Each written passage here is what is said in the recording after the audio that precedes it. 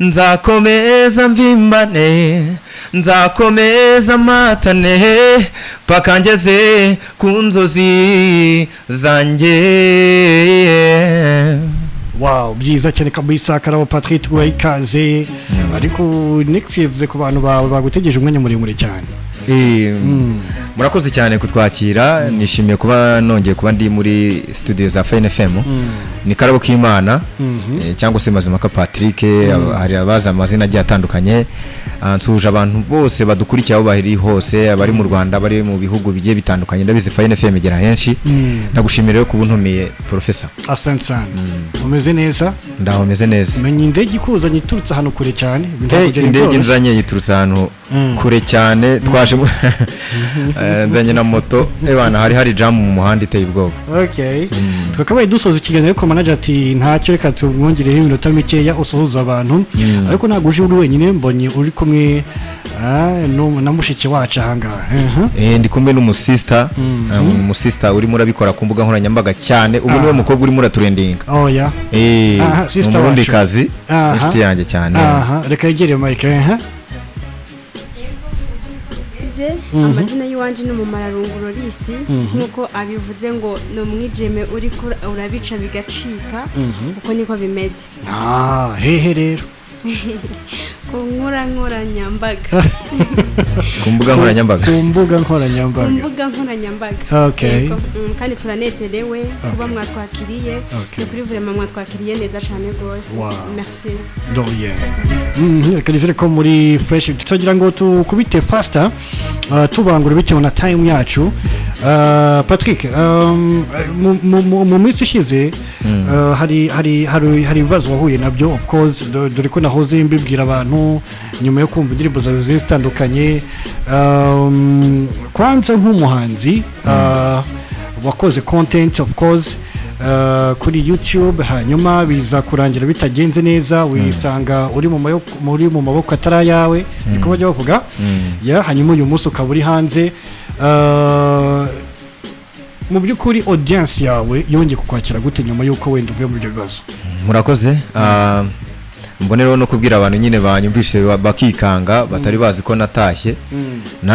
Naraje benshi bumvaga ngo Mazimaka Patrick alias Karabo k'Imana ngo yatawe muri hombi, ariko naraje mbonero no gushimira ubutabera bw'u Rwanda.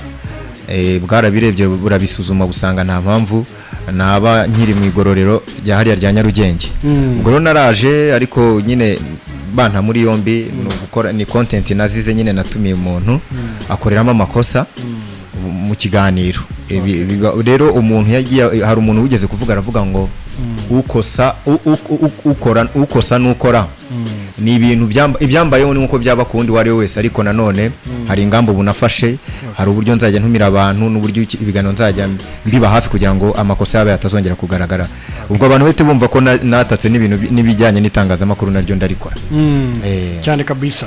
Hanyuma nirihe somo noneho ubona ubungubu uri kugira cyangwa se uri kubwira abandi bagenzi bawe bakora ama content, abanyamakuru bagiye batandukanye kugira ngo noneho batazisanga bari mu murongo nk'uwo wisanzemo? Isomo nabaha cyangwa se icyo nakuyemo hariya nuko ibi bintu byose dukora haba hari abantu babikurikira kandi bakomeye babishinzwe. Baba babikurikira. Niyo mpamvu rero nsaba aba content creator, abanyamakuru muri rusange bagerageze bitwararike umwuga nyine barushaho kuwunoza, kuko ntabwo ibyo baba bakora ari bo bari bubyumve bonyine.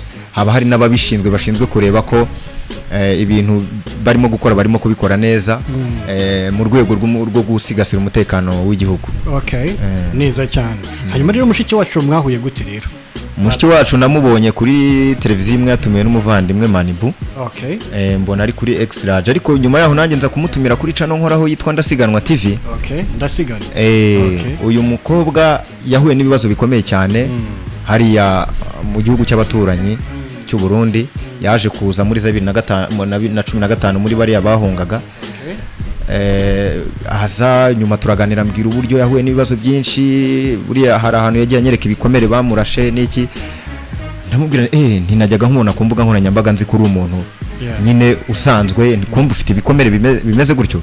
Ntise bunagufasha iki? Ati ngewe icyo nshaka urabona ko Manibu amfite mu biganza arimo aranzamura ariko nawe ushyizeho itafari ryawe kuko uri umuntu ufite ijwi rinini ati wamfasha navuga rero nanjye niba Manibu yarakujyanye ku ma TV nanjye nzahakujyana aho nshoboye ariko no ku maradiyo aho bishoboka uzajya umperekeza nawe ugira icyo ubwira abantu bamenye ko uri umukinnyi wa filime wabibasha bagushyire mu mafilime bagutumire mu biganiro bigiye bitandukanye nawe uzamuke neza cyane yego ibyo Patrick tubwire ko bimeze yego mugabo uko abivuze uko niko kuri kandi mbonereho nanamubwira ngo yarakoze kubera yemeye ko azomfata ukuboko akankomeza mbese ntago azemera mugabo ko nzogwa azonkomeza nyane kabisa Patrick wabumenye kuva ryari Patrick numenye kuva kera cyane gose kera cyane ariko nyuma yaho nzo kumubona nyine yenda kuba twayaga bihagije birambuye muri iyi minsi afunguwe yego Patrick unyemerere wenda muzashake umwanya uhagije tugire ikiganiro kirambuye twumve izo struggle of course iyi industry yacu iyo tuganire ku bino bibazo bigiye bitandukanye bituma tumenya how nk'abahanzi mu strugglinga how nanone na audience yakagombye kuba yakabasupportinze koko bitewe n'izo n'ibyo bibazo mugenda muhura nabyo mu buryo mu cyangwa ubundi hanyuma sister wacu hadi wambwiye ko witwa Umumararongo neza cyane igihugu nk'u Rwanda cyakwakiriye gute igihugu cy'u Rwanda cyanyakiriye neza rwose mana yanje sinzi kubivuga hari ukuntu uvuga ikintu nyene bite na emotion kavuga ati urazi kugira ahantu mugabo atari one utigeze uvukira ukagira umutekano umudendezo mana yanje tuvuga ati haniho yego vraiment rero igihugu cy'u Rwanda cyanyakiriye neza cyane ndagishimira na n'ubu nkikirimo menga nzogishakiramo n'umugabo byaje kabaye byiza cyane uragiye tuzashaka time tukaganira mu buryo burambuye tumenye noneho ndani Umumararongo none n'umuntu umeze gute akuza cyakora ibijyanye n'iki kugira ngo n'abantu turushe no gukurikira muri rusange hanyuma Patrick wagiye ukora amashuri agiye atandukanye yaba ari mu Rwanda ndetse n'i Burundi n'ubusavuga ikirundi ndavuga nti maybe yaba ari imwe mu mbuto wenda waba warasaruye iyo ngiyo nanone bitewe nuko wagiye uhataramira i Burundi abarundi bakagukunda n'ibindi nk'ibyo akawumva ko nanone Umumararongo akahita yumva ko kukwisanzuraho cyangwa se kugusanga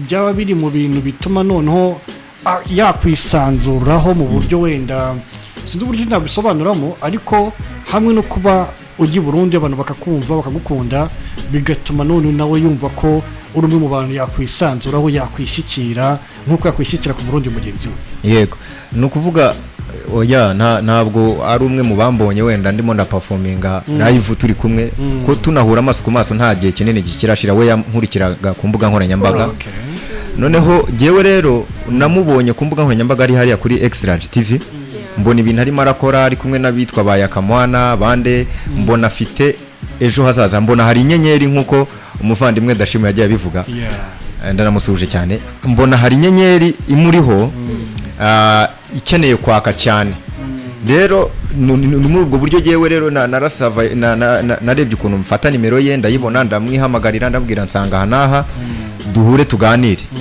ariko pare yuko wenda ari we nabonye gutya hari impano zindi nyinshi nuko batavuga bano bastari hano mu Rwanda tugira abastari bifunga cyane ariko abastari benshi abo ntashyizemo kuboko kugira ngo new generation izamutse mu myaka ishize abo ntagiye mfata ukuboko ni bake abenshi naraberekereye ari abakinnyi ba filime ari abahanzi ari abanyamakuru abenshi nagiye mberekera nkubwira nyuraha ahubwo benshi bakanancaho harabona afashe ukuboko bagiye banancaho pe ibyo bibaho amazina nk'atatu ayo wibuka wishimira umusaruro wabo ni benshi nagiriye inama bagitangira kuzamuka bataranamenya ko bazavamo ibyamamare nka ba Karalise Karasira hari umunyamakuru nawe ukora kuri radio imwe hano mu Rwanda nashaka gusubiramo hari abakinnyi ba filime ababwiriza butumwa benshi bo ababwiriza butumwa benshi mubona bagiye baturendinga n'uyu nyakugendera Pastor Theogene kenshi buriya ni inama nyinshi ninjye wazimugiye namugiraga inama cyane. Okay byiza cyane. Turi kugana ku musozo bitewe nuko time isa nkaho yandanganye kugira ngo Patrick Mukanya nawe aze agwamo. Ubwo ndavuga Patrick mazina wawe the entertainer ngira ngo ramuzi cyane. The entertainer ndamubona cyane. So Mukanya nawe raje agwemo gusa none tusa nk'abagana ku musozo w'ikiganiro buriya tuzapanga part 2 yacyo kugira ngo tuganire birambuye.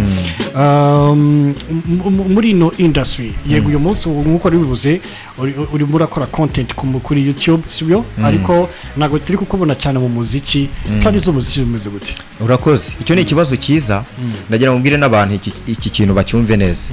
Umuziki buriya nibwo buzima bwanjye niko kazi ahubwo impamvu nagiye nkugendamo gake urumva nyuma yaho naje nyuma yuko ntrendinga nkona n'indirimbo na Bakarise Karasira ko yaje kumpa korabo we yarazamutse agera ku rwego ahubwo we amfata ukuboko ndanamushimira cyane. Naje gushaka umugore nshatse umugore rero iby'urugo kubivanga n'umuziki bita byanga ari nabwo nese nshakisha uburyo nahita nkora n'utundi tuzi dutandukanye harimo n'iryo tangaza makuru bikorera kuri internet. Ubwo rero ariko uyu munsi ndagira ngo mbwira abantu noneho mbakure mu rujijo ubu mfite umuproducer turimo turakorana yanyemereye ko genda mwamamariza nkamuha abantu yitwa producer Barinabe akorera hano ku Gisozi aba ndaza gutangana nimero yanjye abaza kumushaka bamuhamagare wenda mwamamariza akankorera indirimbo ku buntu. Kandi afite studio nziza. Ubwo icyo ngiye kujya ndwana nacyo no gutunganya video gusa kandi kamera tuba tuzifite. Urumva ngiye kubahereza imiziki n'ubu hari indirimbo ngiye gufata mu kanya nshyashya igiye gusohoka. Ubwo nimara kugera hanze nzanakubwira wongere umfashe untumire nzagaruke mfite umuzigo mushyashya. Wenda tunayiganireho. Byiza cyane urumva ko wese uduha plan y'ibikorwa bya muri rusange.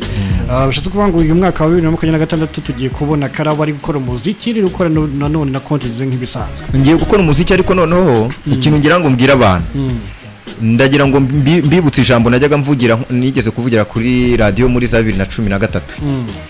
Jewe ndi umwe mu bahanzi bazakora umuziki ukagira ngo habaye lockdown nyine ninjya ntegura igitaramo ahantu hazajya hamera nka habaye lockdown kandi muzabibona nzajya nkora igitaramo abantu bafunge kuko jewe nifite energy nkaziriya ababumare bari bafite Baraki Dube ahubwo impamvu abantu benshi batabibona nuko twakuriye benshi bagiye bakora mu buzima bubi imvuga icyo kintu bo bakumva ari ikintu kidasanzwe ariko je nzaba umuhanzi unyeganye zisi kabisa kandi bizaba professor uzabibona kabisa ukabona bitubwiriye hano kuri Fine FM Nyagasani bigufashemo hanyuma dusoza sister wacu hari icyo wifuza kutubwira cyane ma ikintu nababwira cyangwa se nabwira ku bantu bankurikiranye ndabizi neza yuko hari abankurikiranye nababwira ko bose nyine bakomeza kunkunda mu byo nkora bakanshigikira bakanshiraho ukuboko ndetse ubwo namwe nyine ndi kubabwiriramo mukankomereza muri mwebwe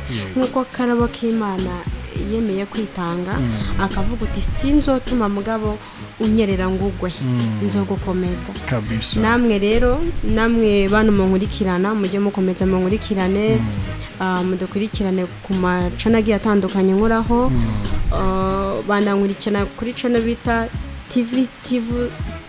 TV show nayo bajya bayinkurikiranaho TV show yego bajya bayinkurikirana bakaraba ibyo ngenda nkora kabisa yego nanasuhuza nshimiye Imana JP ndabizi kari karanyumva nabandi bose nagenda ariko ko bagomba kunyumviriza nabo ndabashuhuje kandi ndavuga Mana yanje mwanyakiriye neza cyane rwose merci beaucoup Karabo k'Imana ndagushimiye merci urakoze cyane wenda nacyo nakongeraho ndumva abantu nabaha platform zanjye nkorera kuri televiziyo yitwa Ndasiganwa TV nkaba nafite YouTube yanjye ica indirimbo yitwa Umurishyo TV nimero ushobora kumpamagaraho ufite impano niki ko jewe nitumirira impano cyashya nkazizamura 078 688 52 aba YouTubers mushaka mu mararungu arimo arakora ibiganiro bikomeye cyane niwe mukobwa uri muri trending hano mu Rwanda aba YouTubers mushaka gucuruza munyureho namwe mubahuze nawe mumuhe kubiceri nawe atera imbere kabisa asante Patrick wenda tuzagira ikindi kiganiro next time asante sana. You're listening The Industry with Professor Y on 93.1 Fine FM. Fine FM.